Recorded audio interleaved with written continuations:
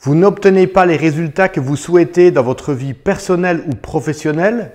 Vous avez du mal à prendre des décisions ou vous regrettez parfois celles que vous avez prises?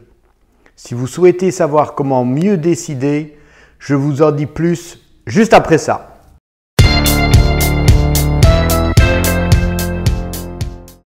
Bonjour et bienvenue dans cette vidéo dédiée au coaching et au biohacking. Je m'appelle Laurent Zecchinon et mon objectif est de vous aider à évoluer tant au niveau personnel que professionnel. Si vous êtes nouveau ici, songez à vous abonner car je publie régulièrement de nouvelles vidéos pour vous aider à vivre mieux.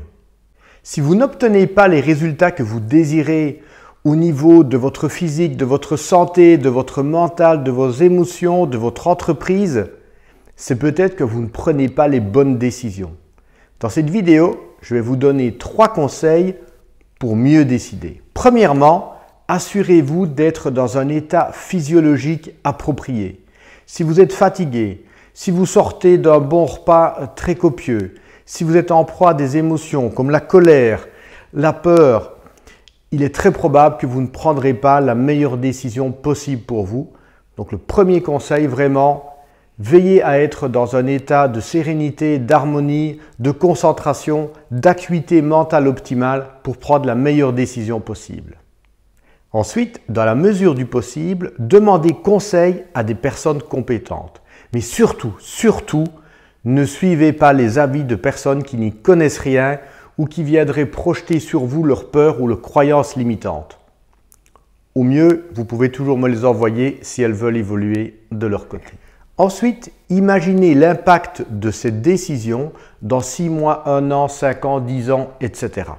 Ça peut être une décision très importante ou ça peut être une petite décision, mais répétée justement au cours du temps, comme par exemple le fait d'allumer une cigarette.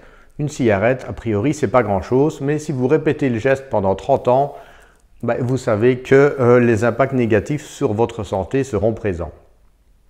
Dans le même ordre d'idée, Tony Robbins parle du test du rocking chair. Imaginez-vous à la fin de votre vie, sur votre terrasse, dans un rocking chair, en train de vous balancer.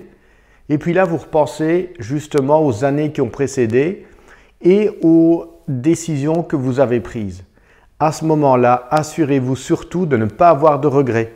Et donc voilà, imaginez que la décision que vous prenez aujourd'hui aura un impact à plus long terme et imaginez quel impact cela aura sur le reste de votre vie.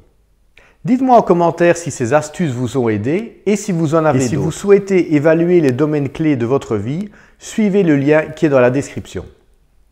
N'oubliez pas de liker et de vous abonner si ce n'est déjà fait et à très bientôt pour de nouvelles vidéos.